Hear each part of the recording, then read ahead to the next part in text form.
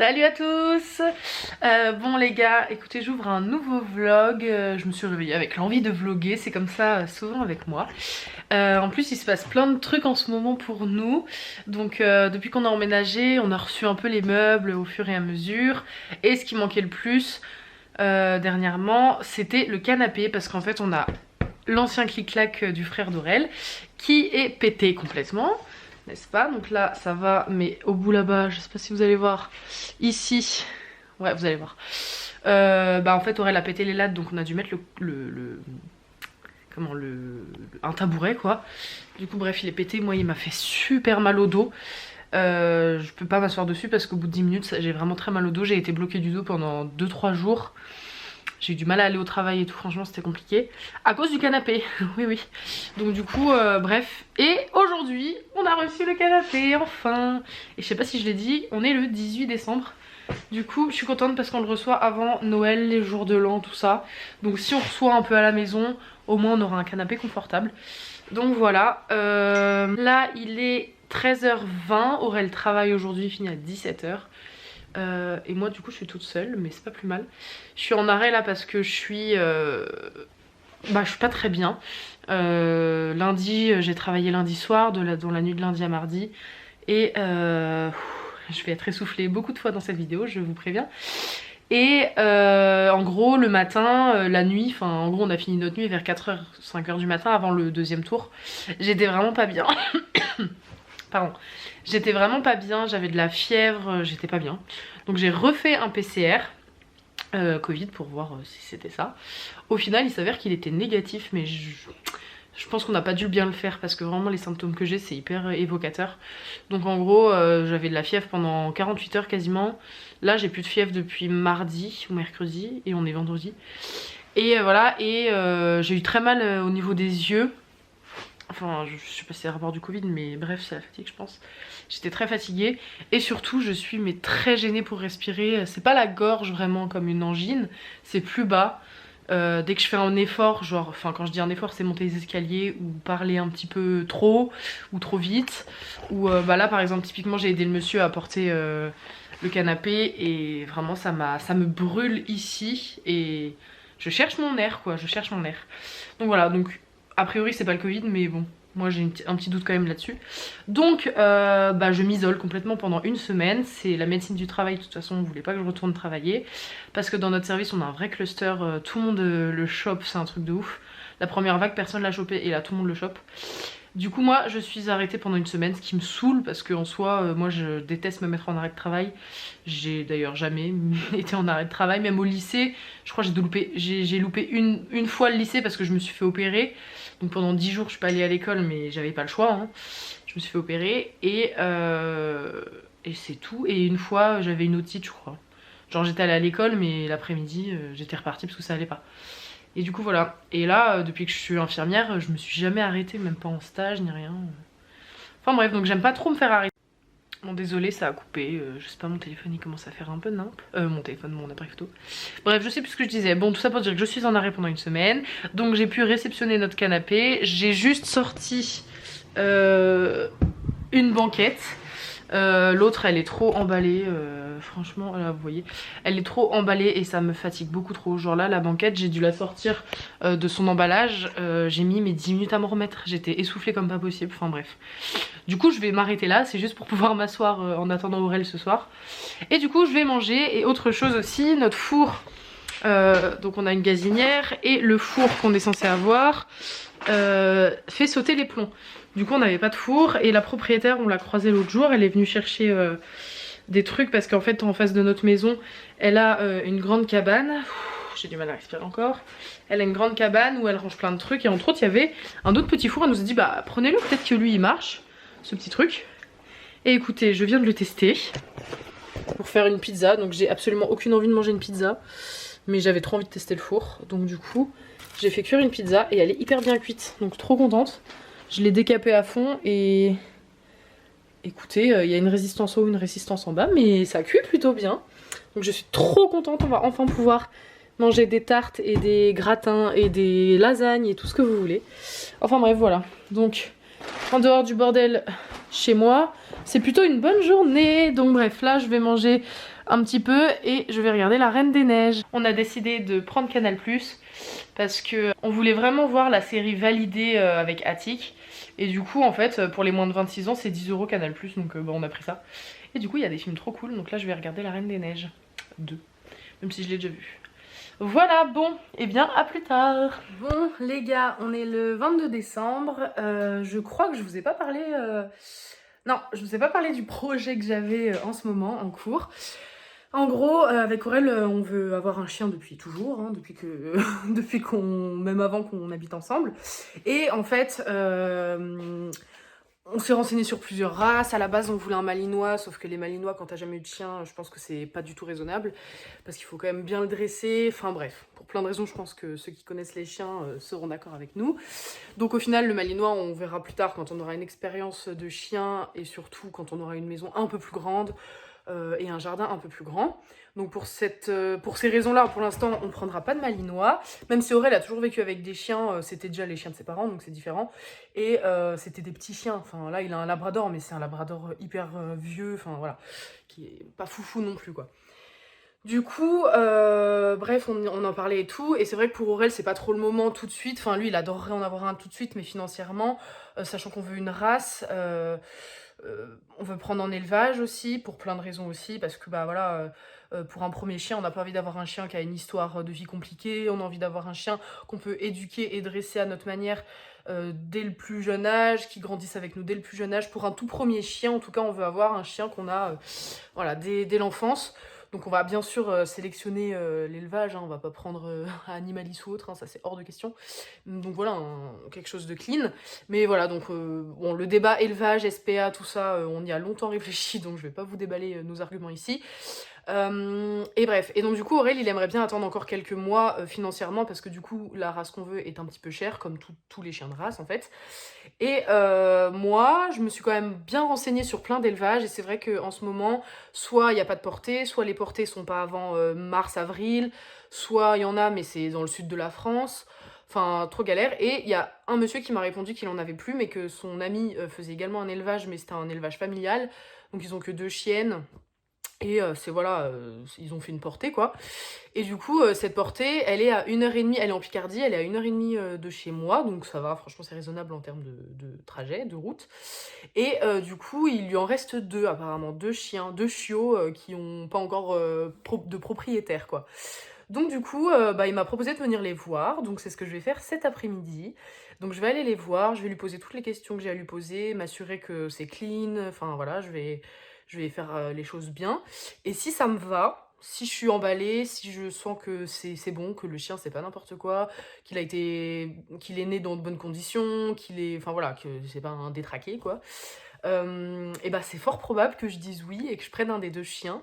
Donc pas aujourd'hui parce qu'il faut qu'ils soient sevrés, donc ils seront dispo mi-janvier, donc c'est pile poil pour la Nif d'Aurel qui est né le 10. Et en fait voilà, j'aimerais lui faire ce cadeau pour ses 25 ans. Ce serait un trop beau cadeau, et puis le côté financier il aurait pas à s'en soucier vu que bah, c'est moi qui payerais le chien. Alors après bien sûr on va payer des cours de dressage pour apprendre aussi, parce qu'on s'est beaucoup renseigné, mais entre ce qu'on voit sur internet et être avec quelqu'un en face pour nous montrer vraiment comment faire, c'est quand même différent. Bien sûr que le vétérinaire ça coûte de l'argent tout ça, mais les frais au quotidien c'est pas tant ça le problème, c'est plutôt le gros chèque qu'on fait pour acheter le chien qui était un souci pour Aurel.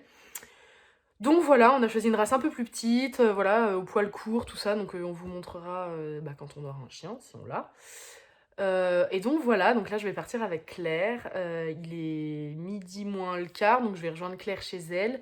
Je me sens trop mal, j'ai dit à Aurel que je passais la journée avec Claire, ce qui est vrai, mais je lui ai pas dit ce qu'on faisait, donc j'ai trop envie de partager ça avec lui. Mais non, c'est la surprise. Donc voilà, aussi bien ça va pas me plaire du tout, et dans ce cas, si c'est pas cet élevage-là, bah je verrai avec Aurel bah, dans 6 mois justement. C'est en gros soit cet élevage et je trouve le mon bonheur, soit c'est mort et j'attends Aurel, on fera ça ensemble dans quelques mois. Donc voilà, écoutez, je vous embarque avec moi, et puis je croise les doigts pour que ça se passe bien et que je trouve mon bonheur. Parce que c'est un gros chamboulement dans ma vie, d'avoir un chien, c'est une énorme responsabilité. Et moi, tout ce qui chamboule ma vie de près ou de loin, mais là c'est surtout de près et vraiment ça chamboule la vie, c'est des responsabilités, ça me stresse beaucoup, je retourne la question dans ma tête 1000 fois, je me pose toutes les questions, j'ai fait une liste énorme sur mon téléphone des trucs à penser, des finances, tout ça. Enfin, c'est vraiment un projet enfin, voilà, qui me tient à cœur. On va pas prendre un chien juste pour prendre un chien, quoi. C'est vraiment un projet qu'on a depuis longtemps. Du coup, j'ai envie de faire les choses bien, mais j'ai trop peur parce que ça va être un chiot, donc il va faire des conneries. Enfin, j'ai peur qu'il nous fasse la misère. Mais je pense qu'il y aura plus d'amour que de misère dans tous les cas avec un petit animal. Enfin, j'espère, parce que si c'est l'enfer, je vois pas l'intérêt et je vois pas pourquoi autant de gens ont des animaux. Donc c'est pour ça, je suis sûre que ça va bien se passer. Donc voilà, écoutez, je vous laisse. Je vais partir chez Claire tout de suite. Donc on va manger ensemble, après on y va avec ma voiture. Et croisez les doigts pour moi, même si bah du coup vous aurez vu cette vidéo et ce sera déjà passé. Donc voilà, c'est parti.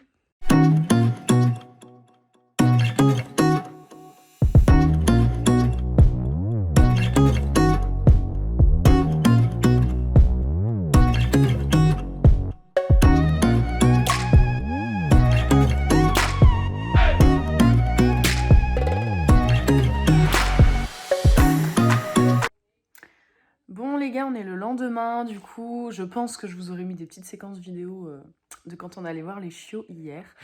Donc comme vous avez pu le voir, du coup, on est parti sur des beagles, voilà.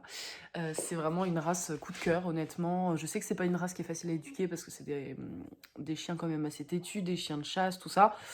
Mais déjà, ça reste des chiens adorables. Pas du tout agressifs pour un sou, même si un chien agressif, c'est plutôt comment son maître l'éduque aussi. Mais il y a quand même des races prédéfinies, prédestinées par l'homme en plus la plupart du temps à être un peu plus agressif que d'autres. Et ce chien-là, pas du tout.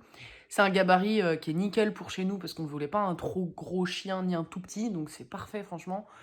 Et puis ils sont tellement craquants, mais vraiment trop craquants.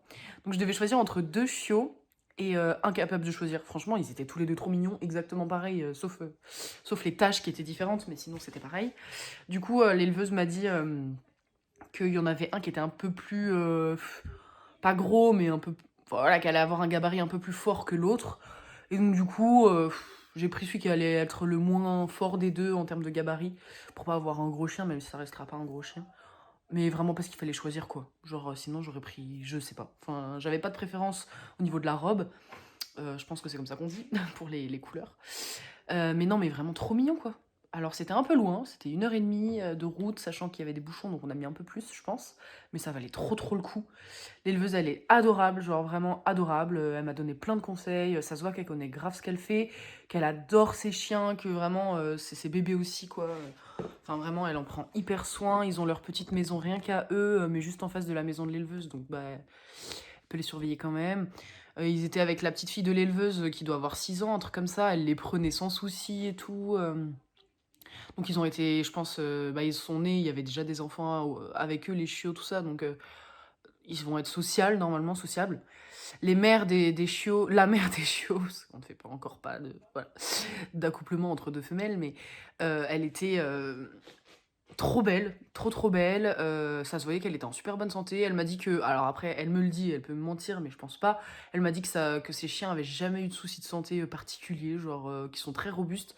C'est vrai que je pense que c'est des races qui sont relativement robustes.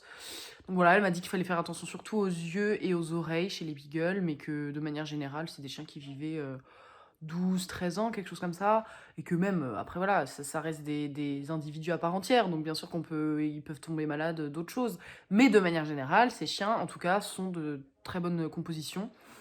Voilà, elle m'a rassurée sur toute la paperasse, qu'ils étaient bien inscrits là où il fallait qu'ils soient inscrits, que le vétérinaire, qu'ils avaient un carnet de santé, qu'ils allaient être vermifugés, vaccinés, pucés, enfin, tout a été nickel, donc je suis trop contente parce que j'avais dit à Claire, parce que je suis allée avec Claire, moi, il y a un truc en mode mauvais pressentiment, et je vais stresser tout de suite, quoi. Je vais me dire, oh non, c'est mort, je le prends pas et tout. Là, j'ai eu que des bons pressentiments du début à la fin. Genre même le lieu, avant de voir l'éleveuse. Ensuite, on a vu l'éleveuse, mais pareil, enfin... Non, ça s'est trop bien passé, ça s'est trop bien passé. Donc j'en ai choisi un. Et du coup, on pourra la voir mi-janvier, maximum la 3e semaine de janvier en fait. Elle m'expliquait qu'elle, elle forçait pas le sevrage, ce qui est très bien. Donc ils vont se sevrer en termes de lait, tout ça, c'est 8 semaines à peu près. Mais que ça dépendra aussi du caractère, c'est-à-dire que si la mère, elle les dégage avant, parce que la mère apparemment, elle en a déjà marre de tous ces chiots qui la tête et tout, bah ce sera 8 semaines. Mais si c'est... Enfin, si elle les dégage pas forcément avant, bah... C'est voilà, c'est en fonction de quand ils coupent le cordon, entre guillemets.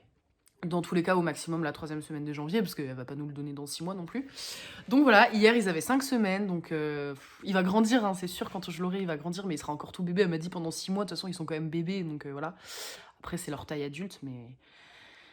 Enfin bref, donc voilà, j'ai trop hâte de faire la surprise à Aurel. C'est hyper dur de pas lui en parler, vraiment, c'est trop dur. Hier, je regardais les photos, j'avais qu'une envie, c'était lui montrer les photos, lui en parler, choisir le prénom aussi, parce qu'il faut qu'on lui donne un prénom en R avant de les récupérer, parce qu'elle va les inscrire au LOF, ou je sais plus, ou au truc de dresseur, ou enfin bref, je sais plus.